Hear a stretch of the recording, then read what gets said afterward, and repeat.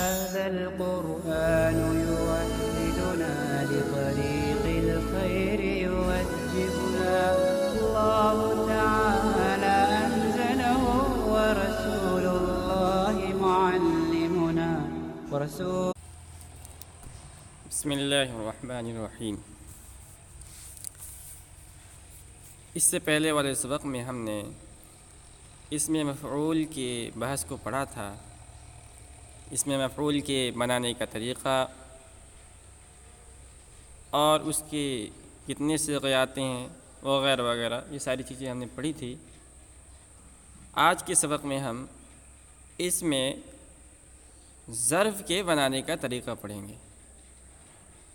تو صاحب کتاب نے عنوان قائم کیا ہے تتمہ در بیان اسم ظرف و اسم اعلیٰ و اسم تفضیل۔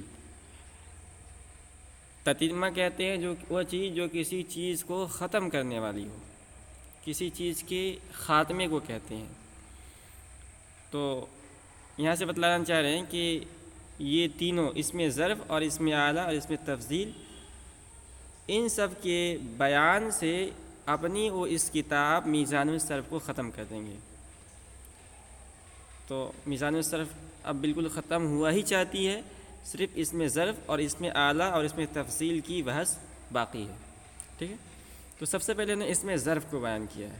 فصل چوں خواہی کہ اسم ظرف زمان و مکان بنا کنی۔ سب سے پہلے ہم سمجھ لیتے ہیں کہ اسم ظرف یہ کس چیز کا نام ہے۔ تو اسم ظرف وہ اسم ہے جو کسی کام کی جگہ یا وقت بتائے۔ اسم ظرف وہ اسم ہے جو کسی کام کی جگہ یا وقت بتائے۔ تو اسم ظرف کے اندر دونوں چیزیں ہوتی ہیں، اور وقت بھی ہوتا ہے اور جگہ بھی ہوتا ہے۔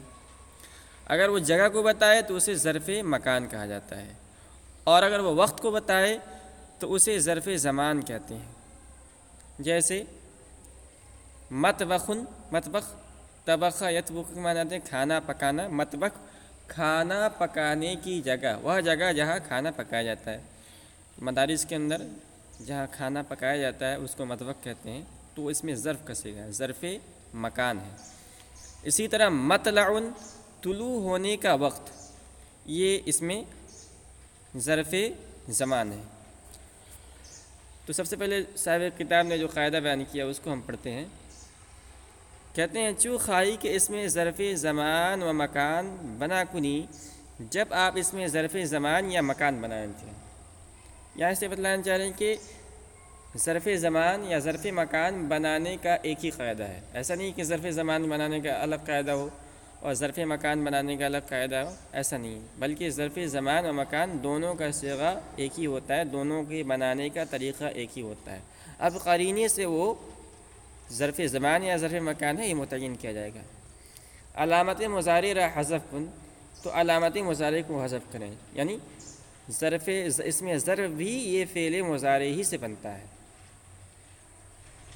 ومیم مفتوح در اول او در آر، علامت مضارع کو حذف کرنے کے بعد میم مفتوح کو در اول او اس کے شروع میں، یعنی فعل مضارع کے شروع میں در آر لے آئیں۔ وعین کلمہ را فتح دے، اور عین کلمے کو فتح دے دیں اگر مضموم باشد، اگر عین کلمہ مضموم ہو۔ اگر عین کلمہ مضموم ہو تو اس مضموم کو، اس پیش کو ہم فتح یعنی زبر سے بدل دیں گے، اور اگر پہلے سے فتح ہو تو بدلنے کی ضرورت ہی نہیں ہے۔ ورنہ بحالش بگزار، ورنہ اس کو اس کی حالت پر چھوڑ دے۔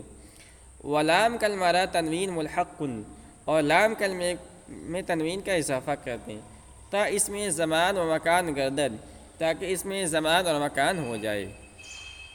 ٹھیک ہے، اب ہم اس کو قاعدے کے ایک ایک جز کو پڑھتے ہیں اور اس کو عملی طور پر سمجھنے کی کوشش کرتے ہیں۔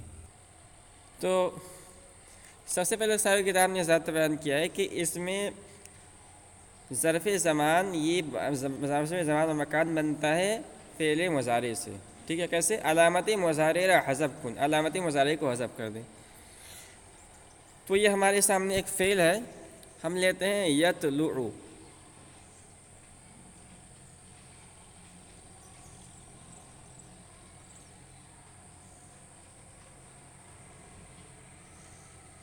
یطلع،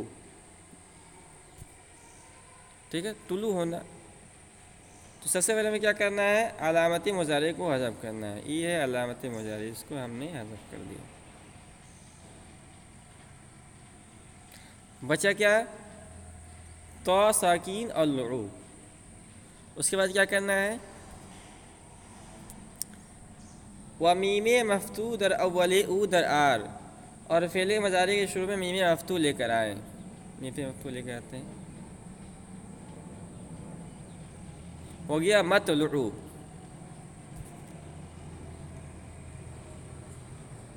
وعین کلمے را فتح دے اگر مضموم باشد، اور عین کلمے کو فتح دے دے اگر مضموم ہو.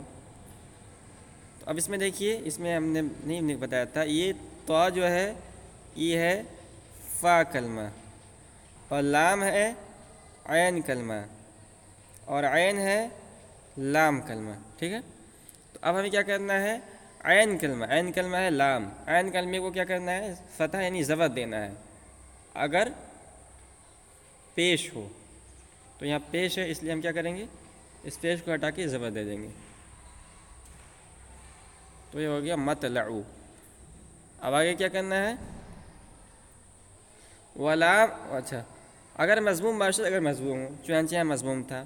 ورنہ بحالش بگزار، ورنہ اس کی حالت پہ چھوڑ دیں. ولام کلمے را تنوین ملحق کن، اور لام کلمے میں تنوین کا اضافہ کر دیں. تا اس میں زمان و مکان کر دیں تاکہ ظرف زمان اور مکان بن جائے. تب لام کلمے میں تنوین کا اضافہ کرنا ہے. لام کلمہ ہے ہمارا عین، اس میں ہم تنوین دے دیں گے تو ہو جائے گا مطلعن. یطلعو سے ہو جائے گا مطلعن. اور اس کا ترجمہ دونوں ہو سکتا ہے، طلوع ہونے کی جگہ یا طلوع ہونے کا زمانہ. ٹھیک ہے. ایک مثال تو یہ تھا، اس میں دیکھیے لام کلمے پر پیش تھا. ایک اور مثال لیتے ہیں ہم جس میں لام کلمے پر پہلے ہی سے زبر ہو، پہلے ہی سے مفتوح ہو، تو وہاں پیش دینے کی ضرورت نہیں ہوگی. تو یہ ہمارے سامنے یفتحو،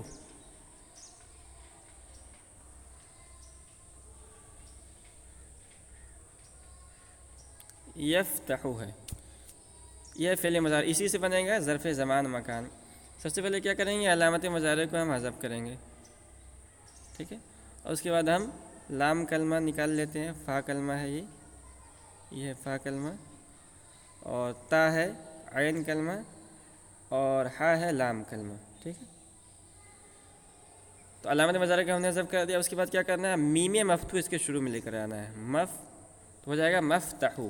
اب دیکھیے لام عین کلمہ یعنی تا، یہ پہلے سے اس پر زبر ہے، مفتوح ہے پہلے سے، اس لیے اس کو زبر دینے کی ضرورت نہیں. اب کیا کرنا ہے؟ بس عین کلمے کو، لام کلمے کو پیش دینا ہو جائے گا مفتحن، کھلنے کی جگہ. تو یہ ہے ظرف زمان اور مکان بنانے کا قاعدہ.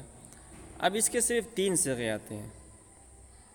تو وہی کہہ رہے ہیں بحث اس میں ظرف، اور اس کے صرف 3 صیغے آتے ہیں: مفعل، مفعلانی اور مفاعل. مفعل کا ترجمہ کریں گے کرنے کی جگہ یا کرنے کا زمانہ، ایک کرنے کی جگہ یا ایک کرنے کا زمانہ.